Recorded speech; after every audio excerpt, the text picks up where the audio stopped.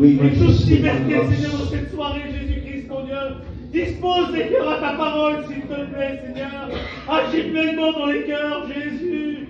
À toi toute la gloire et l'honneur, roi des rois. Amen.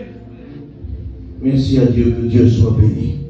Tu vis dans un monde aujourd'hui où le diable est ravagé. Ce soir, je vais te prêcher l'évangile véritable. Je n'ai pas le droit de te diluer ce soir parce que tu es jeune. Il faut que je te prêche un évangile véritable afin que tu puisses être sauvé, être délivré. Tu vois, cette bouteille d'eau là, c'est de l'eau pure. Si je mets 1% de sirop, c'est plus de l'eau pure. Elle est diluée. Et quand on dilue l'évangile, c'est terminé. Ça ne sauve plus, ça n'aide plus, ça ne délivre plus, ça n'a plus de puissance contre Satan. Il n'y a que l'évangile pur qui a de la puissance contre l'ennemi. Et j'aimerais te faire comprendre que ta vie est en danger. Le diable entraîne après lui. Ne l'oublie pas. Dieu appelle les hommes, mais le diable entraîne les hommes après lui. Il ne pose pas la question. Le Seigneur appelle les hommes, appelle les jeunes, les moins jeunes, les plus vieux. Il les appelle, mais le diable entraîne après lui. Et je voudrais juste lire un peu verset de la parole de Dieu. Apocalypse 12, 15. Et de sa gueule, le serpent lança de l'eau comme un fleuve derrière la femme, afin de l'entraîner par le fleuve. Mais la terre secourut la femme, elle ouvrit sa bouche et engloutit le fleuve que le dragon avait lancé de sa gueule, et que Dieu soit béni. Écoutez, j'aimerais vous dire ce soir, jeune homme, jeune fille, le livre d'Ecclésiaste dit, souviens-toi de ton Créateur pendant les jours de ta jeunesse. Je voudrais que vous soyez attentifs ce soir. Parce que c'est pour toi. Écoute, moi je suis sauvé. Moi, si Dieu revient, je vais au ciel. Mais toi, si Dieu revient, est-ce que tu vas au ciel? Alors n'essaye pas de mettre ton orgueil en avant ce soir et de dire, mais moi, je n'écouterai pas le pasteur et je ne me calmerai pas. Tu as tout intérêt de te calmer ce soir. Parce que, écoute, Jason l'a dit, il est capable de venir et de dire, calme-toi. Mais c'est pas ça le plus grave. C'est pas ça le plus grave. C'est que tu risques de passer à côté du salut ce soir. Qu'il vient te dire quelque chose, même qu'il te dise tu peux sortir s'il te plaît. C'est pas le plus grave qui peut t'arriver. Ça va toucher à ton orgueil peut-être. Ça va toucher à ta personnalité. Mais si tu loupes le salut ce soir, ça va toucher à ton éternité. Tu vas aller en enfer pour le reste de tes jours. Parce que c'est pour ça qu'on prêche l'évangile. Et ce soir, je vais rien diluer. Ça va être pur comme ça. C'est pour ça qu'on prêche. Écoute, un samedi soir, tu crois qu'on n'aurait pas mieux à faire, toi et moi, de venir ici? On aurait autre chose à faire. Mais si on vient ici, c'est parce que Dieu a un plan pour ta vie. Et parce qu'on sait que tu es en danger. Et il va falloir que tu te libères. Et il va falloir que tu sors de l'entraînement de l'ennemi. Il ouvrit sa bouche, le serpent, et le dragon, c'est pareil. Et il lança un fleuve énorme. Et ça, c'est le fleuve de Satan. Et le fleuve de Satan, il entraîne les hommes et les femmes à la perte. Ça va à la perdition. Et dans le fleuve de Satan, j'aimerais te dire ce que tu y trouves. Dans ce fleuve-là, tu y trouves la mort. Tu trouves la dépression, tu trouves la drogue, tu trouves le péché, la débauche, tu trouves la perdition, tu trouves le suicide, tu trouves l'envie de ne plus vivre à 13, 14, 15 ans. C'est dans le fleuve de l'ennemi que tu trouves ça. Comment tu trouves normal qu'un garçon de 13, 14 ans ou une fille a envie de se suicider à 13, 14 ans? À 13, 14 ans, on n'a pas envie de se suicider. On a envie de vivre, on a envie de profiter, on a envie de se libérer, on a envie de vivre. Et là, pourquoi qu'il y a ce poids et cette angoisse que tu ne peux plus vivre et que tu ne peux plus t'en sortir? C'est à cause du fleuve de l'ennemi. Parce qu'il t'a entraîné de par le fleuve. Il t'a rien demandé. Il t'a entraîné. Il t'a jeté dans le fleuve. Et maintenant tu coules dans la direction de l'enfer. Dans le livre d'Exode 1, 22, tu sais ce qu'il est dit? Ça a tout le temps été la tactique de l'ennemi, ça. Tu sais ce qu'il est dit dans le livre d'Exode 1, 22? Pharaon, qui est un type de l'ennemi de Satan, il donne un ordre. Il dit, vous prendrez tout enfant qui naîtra et vous le jetterez dans le fleuve. Et j'aimerais te dire quelque chose. Tous les hommes qui naissent sur ils grandissent, l'ennemi les saisit et il les jette dans le fleuve de Pharaon. Afin que dans le fleuve de Pharaon, ils ne connaissent pas l'amour de Dieu. Dans le fleuve de Pharaon, ils s'éloignent de Dieu. Où j'aimerais tout d'enfant qui naîtra. Et laisse-moi te dire quelque chose. Le monde d'aujourd'hui est un fleuve immense où règne l'ennemi, où règne Satan, où règne la drogue, où règne le péché, où règne l'angoisse, où règne les pleurs. T'en es où avec Dieu? Elle vaut combien ta vie avec Dieu? Je te pose une question. Elle vaut quoi ta vie? À cause de quoi tu t'enorgueillis? À cause de quoi tu rentres en orgueil? Pour quelle raison? Parce que tu fumes, parce que tu es beau, parce que tu es belle, parce que tu pleures le soir quand personne ne voit, parce que tu vis des angoisses, parce que le diable est en train de te détruire et ne te laisse pas tranquille. Dès que la nuit tombe, tu souffres. C'est de ça que tu es en train de t'enorgueillir. Laisse-moi te dire que ta vie ne vaut pas grand-chose. Et ma vie ne vaut pas grand-chose. Ma vie, si elle vaut quelque chose aujourd'hui, c'est à cause de Jésus. Amen. C'est à cause que Dieu m'a racheté. Où je fais tous ceux qui naîtront dans le fleuve. Et dans le fleuve de l'ennemi, il y a des pleurs, il y a des angoisses, ça pleure beaucoup, ça souffre beaucoup, et puis on fait mine que tout va bien parce qu'on est jeune et que de toute façon notre père ne doit pas le voir, notre grand-père ne doit pas le voir, parce qu'on souffre, c'est difficile et on n'en peut plus, et puis tu souffres trop dans ton cœur. Il y a un poids qui pèse dans ton cœur, et ce poids-là, ça fait des mois que tu l'as dans le cœur, et ce soir, Dieu voudrait te délivrer de ça. Dieu voudrait te porter au salut. Dieu voudrait te porter à la liberté. Parce que tu es rentré dans ce lieu, il n'y a pas d'hasard. Dieu voudrait délivrer ta vie. Parce que dans le fleuve de l'ennemi, ça pleure beaucoup. Dans le fleuve de l'ennemi, il se passe beaucoup de choses et le Saint-Esprit va te révéler ce qui se passe dans le fleuve de l'ennemi, là où tu es, là, dans ta vie à toi, personnellement. Ce soir, le Saint-Esprit va révéler ta vie et tu vas comprendre ce qui est en train de se passer. Et là, tu verras bien, c'est pas moi qui parle, que c'est Dieu. Parce que moi, je ne connais pas ta vie et je ne connais pas ce qui est caché. Et moi, tout seul, quand tu es tout seul, quand personne ne voit, moi, je ne vois pas. Il y a Dieu qui voit et Dieu connaît ta vie. Et ce soir, il va révéler. Il va te révéler ta vie. Parce que dans le fleuve de l'ennemi, le soir, quand personne ne voit, tu es en train de vivre l'éternel. Tu es en train de vivre l'éternel. Tu n'en peux plus et tu fais mine parce que tu ne veux pas que ton père te voie. Tu ne veux pas que ton père te voie. Parce qu'il est chrétien, ou peut-être serviteur de Dieu, et tu dis que ça va bien, et que tout va bien, mais ça va plus longtemps pour toi. Il est temps maintenant que tu te laisses toucher par Dieu. Il est temps que tu te laisses toucher par Dieu. Parce qu'il entraîne de par le fleuve, et dans le fleuve de l'ennemi, il entraîne la jeunesse d'aujourd'hui. Tu sais où tu es né? Je vais te dire où tu es né. Tu es né aujourd'hui à être dans le fleuve de l'ennemi. Tu ne prends plus aucune décision, parce que la Bible dit qu'on devient esclave de ceux qui a dominé sur nous. Et si c'est le péché, ça veut dire que tu es esclave du péché. Et tu fais l'homme et la femme, et tu dis que ça va et que tu t'en sors. Mais en réalité, tu es esclave de ton péché, et tu ne peux plus t'en sortir, et tu ne peux plus te guider, et ta jeunesse est en train d'être gaspillée. Et tu crois parce que Satan te dit ça et que le monde te dit ça, tu dis que ma jeunesse à moi elle vaut le coup. J'aimerais te dire ta jeunesse à toi, il faut que tu la remettes dans les mains de Dieu. Il faut que tu la remettes à Dieu. Parce qu'il t'a jeté dans le fleuve, il t'a entraîné là-bas et ta vie maintenant est en train d'être détruite. Tu n'as pas d'avenir, tu es en danger. Si tu continues comme ça, si le Seigneur revient ce soir, demain, tu vas en enfer. Tu vas en enfer. Parce qu'on va à l'enfer si on ne connaît pas Dieu. Pourquoi vous croyez qu'on prêche avec la même Bible? Parce que le jeune est perdu et l'ancien est perdu sans le Seigneur. Il faut la parole de Dieu. Il faut la parole de Dieu.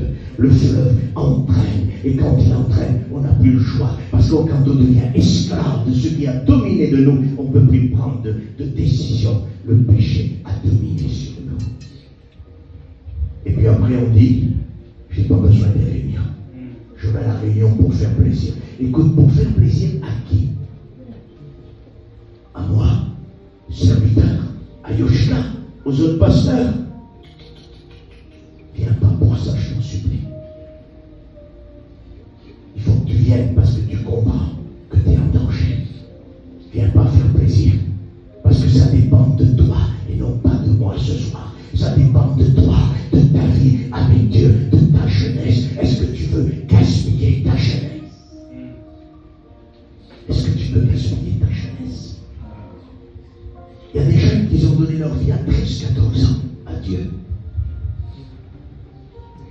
il y en a qui disent qu'elle gâchit. Ils ont gâché leur jeunesse. Non. Ils n'ont rien gâché. Ils ont gagné leur jeunesse. Parce qu'en Dieu, on ne gaspille pas sa jeunesse. En Dieu, on gagne la vérité de la parole de Dieu. Et on gagne sa vie avec Dieu. Ta jeunesse va passer. La Bible dit dans le livre d'Ecclésiaste, ça passe comme passe le soleil qui se lève et la nuit qui vient, ça passe comme ça la jeunesse. On a 20 ans aujourd'hui, demain on en a 30, après on en a 40, après on en a 50, et c'est fini. La jeunesse a passé. Et qu'est-ce que tu as fait dans ta jeunesse? Rien du tout. Et peut-être que si Dieu revient, t'es perdu. Tu vas en enfer. Tu es jeune, et je veux te sensibiliser à ça ce soir. Sans Dieu, c'est la perdition. Sans Dieu, c'est l'enfer. Tu nous fais peur, pasteur. Vaut mieux que tu aies peur. Et que tu puisses dire ce soir, je l'ai ma main. Parce que je veux un enfer. Je veux aller avec Dieu. Et Dieu va te sauver. Tu comprends? Ce soir, si je devrais divulguer l'évangile, tu sais ce que je te dirais? Il faut que tu viennes à Dieu. Tu chanteras des cantiques. Tu pourras aussi être dans la chorale. Oui, mais c'est pas ça l'important. Même que tu le feras quand tu viens à Dieu. L'important c'est que si tu te donnes à Dieu, ta vie est sauvée. Tu iras au ciel et ta vie sera dans les mains. Ta jeunesse, il faut arrêter de la gaspiller. Ça suffit. Il t'a entraîné de par le fleuve. De par le fleuve. Et quand on est entraîné par ce fleuve-là, il n'y a plus moyen de s'en sortir. Les nouveautés qui étaient jetées dans le fleuve de Pharaon, c'était terminé. Il ne pouvait plus s'en sortir. Et Jason, ni toi, ni moi, ni aucun serviteur de Dieu, quand Satan jette quelqu'un dans le fleuve, on ne peut plus le sauver. C'est terminé. Et j'aimerais te dire quelque chose. Tu es dans le fleuve de l'ennemi. C'est terminé. Tu n'en sortiras plus. Tu n'arriveras plus à sortir. Je ne pourrai pas t'en sortir. C'est fini. Tu vas rester dans ce fleuve. Pasteur, je ne comprends plus ce soir. Tu voudrais dire qu'il n'y a plus de solution pour moi? Tu voudrais dire que parce qu'il m'a jeté dans le fleuve, il m'a entraîné dans ses pièges, maintenant je suis perdu, c'est fini, je ne peux plus revenir. C'est la réalité. Mais écoute bien ce qui va se passer dans les d'Exode. Écoute bien. Exode 7, il est dit, Dieu dit à Moïse et à Aaron, prends le bois qui est dans ta main et frappe les eaux de Pharaon et les eaux deviendront du sang. Écoute bien, tu ne peux plus jamais en sortir de ce fleuve-là. C'est pour l'éternité que tu vas en enfer. Mais la grâce de Dieu a ordonné en Exode 7, frappe les eaux de Pharaon, là où il a jeté les enfants dans le fleuve pour les entraîner vers la perdition. Frappe avec le bois, frappe avec la croix, et les eaux en deviendront du sang. Et à cause de l'impact de la croix et du sang que Jésus a coulé à la croix, il y a une issue de secours. Et ce soir, c'est la croix de l'issue. Ce soir, tu peux sortir de ce fleuve. Tu peux sortir de ce fleuve par la croix. Par la croix. Parce qu'il n'y a pas d'autre moyen. Il y a le fleuve de l'ennemi, mais il y a le fleuve de Dieu. Je vous parle 5 minutes du fleuve de Dieu. Apocalypse 22, il est dit que du trône de Dieu sortait un fleuve d'eau de la vie, limpide comme du cristal. Et dans ce fleuve-là, tu sais ce qu'il y a? Il y a des arbres qui donnent 12 fois par an leurs fruits. Et il y a un arbre dont les feuilles servent à la guérison. Et il n'y aura plus de malédiction. Le fleuve de Dieu, il n'y a pas de malédiction. Il n'y a pas de pleurs. Il n'y a pas, si vous voulez, du gâchis. Il n'y a pas de la perdition. Il y a le salut. La malédiction n'a plus sa place. Alléluia. Parce que l'arbre qui est là, devant le fleuve de Dieu. Vous savez, le mot arbre est traduit par quoi? C'est le même mot que le livre de Actes dit quand Pierre dit, vous l'avez crucifié sur le bois de la croix. C'est le même mot, c'est le bois là-bas, qui se trouve dans le fleuve de Dieu. Et ça, c'est la croix. Formidable, ça. C'est la croix. Devant le trône de Dieu, il y a la croix. Que Dieu soit béni. La présence de la croix sera toujours là. Je pensais ce matin à ça. Nous serons devant le trône de Dieu, écoutez bien. Nous serons devant le trône de Dieu. Puis le fleuve de l'onction de Dieu descendra sur nos vies éternellement. Et puis là, il part qu'au milieu, il y aura un bois. Pourquoi il y aura le bois là? Vous savez pourquoi? Parce que si les 24 vieillards se jettent à genoux et ils louent le Seigneur, ils disent à toi l'honneur, la gloire, la puissance et l'autorité. C'est parce qu'ils regardent le poids de la croix dans l'éternité. Et ils se rappellent de ce que Christ a fait pour eux. Et ils remercient Dieu et ils louent Dieu. Alors je disais ce matin, Seigneur, on aura toujours une vision de la croix. Toujours une vision de la croix. Et à cause de la vision de la croix, on remerciera le ciel avec le Père. Et j'aimerais te dire quelque chose. Le poids de la croix se trouve exactement dans le fleuve de Dieu. Pour quelle raison, Jason? Pour pouvoir donner la main à celui qui va vers l'enfer. Et ce soir, Dieu voudrait te sortir de là. En Jean 7, il est dit, le Seigneur se leva et il s'écria d'une voix forte. Le mot s'écria, tu sais ce qu'il veut dire? Il veut dire, criez fort pour évangéliser. Ah, c'est formidable ça. Le Seigneur se lève ce soir et il crie fort pour t'appeler au salut. Il crie fort et il dit, celui qui croira dans moi, des fleuves d'eau de la vie couleront de son sein. C'est plus le fleuve de Satan, c'est le fleuve qui coulera de Dieu dans le sein de celui qui croira. Il parlait de l'esprit que recevraient ceux qui croiraient. Il parle de l'action, de la présence, de l'onction de Dieu donnée à ceux qui croiraient. Le livre d'Apocalypse dit, venez, vous qui avez soif, buvez gratuitement, venez aux eaux de la vie. Alléluia. Jusqu'à quand? Jusqu'à quand? Jusqu'à ce que ça soit trop tard. Il faut ce soir que Dieu te tend le bois de la croix. Frappe les eaux. Et Dieu va frapper ta vie. Va frapper ta vie ce soir. Avec le bois de la croix. Pour que le sang de Jésus te purifie. Parce que sans le sang de Jésus, tu ne pourras plus t'en sortir. Parce que Satan a ouvert sa bouche. Et il parle d'une gueule ouverte de dragon, de serpent. Et là, il lance derrière la jeunesse. J'aimerais te dire, un bois de péché. Il lance la débauche. Il lance le péché, la perdition, la drogue, tout ce que tu veux. Il lance la vie du péché. C'est sale. Excuse-moi. Les eaux de Satan sont sales. Les eaux de Dieu sont limpides comme du cristal. Quelle précision la parole de Dieu. Le fleuve de Dieu est limpide comme du cristal. On y trouve la sainteté, on y trouve la pureté, on y trouve le salut, on y trouve l'onction, on y trouve la vie de Dieu. On y voit à travers. Dans le fleuve de Satan, on n'y voit pas un mètre. Parce que c'est sale, c'est pollué. C'est un fleuve qui sort de la bouche du serpent. Et tout ce qui sort de la bouche du serpent est un mensonge, une séduction. Et le serpent t'a séduit, il t'a menti sur ta position, sur ta vie, pour ce que tu fais. Et j'aimerais te dire, il faut que tu sortes de là ce soir. Il faut que tu sortes de là ce soir. Il faut que tu sortes de là ce soir. Ce soir, il faut que tu me donnes la main. Il faut que tu sortes du gouffre. Écoute, depuis que j'ai su que je fais cette réunion-là, le Seigneur m'a parlé dans mon cœur.